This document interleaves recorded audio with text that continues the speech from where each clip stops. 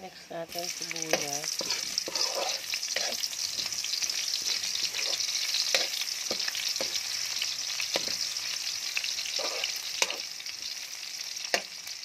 Next na natin dito yung suso. Ayan guys, nalagay ko na. Gawin natin.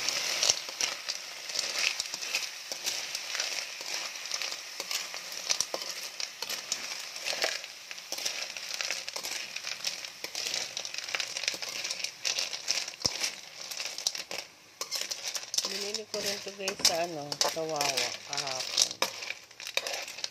Hindi ko niluto agad kasi kailangan pasukahin muna yung suso.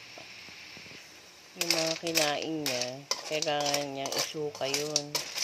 So, binabad namin siya sa konting tubig kahapon. Tapos ngayon lang namin siya inalisan ng pinakatulis niya sa buntot. Yung ganyan to guys, so inalis namin yung tulis sa buntot. Tsaka ginisa namin, gagawin namin adobo.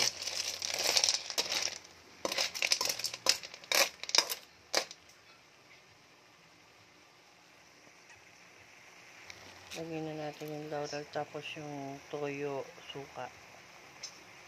Yan, lagyan na natin ng toyo. Yan. Then, suka.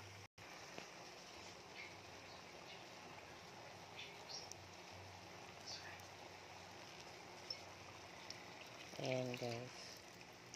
Lagyan na natin ng suka. At konting tubig. So, ayan guys. Nalagyan ko ng konting tubig. So, pakuluan na natin siya.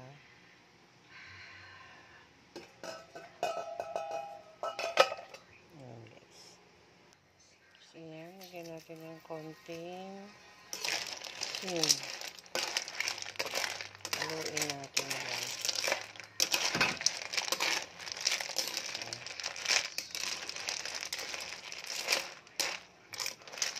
Babalansin natin yung lasa ng adobo na suso.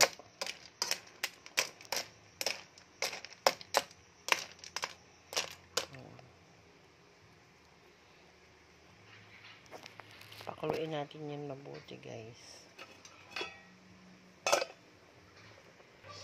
So ayan guys, luto na yan yung suso natin. Bale, inilagyan ng parang adobo lang na simple yan guys. So, pwedeng nang hanguin yan, pero ako pinatutuyuan-tuyuan ko pa ng konti. So, please like and share na lang guys sa mga viewers ko dyan. Pakishare na lang po mga subscriber ko. Maraming salamat sa pag-watch nyo sa akin. See you next vlog. Bye!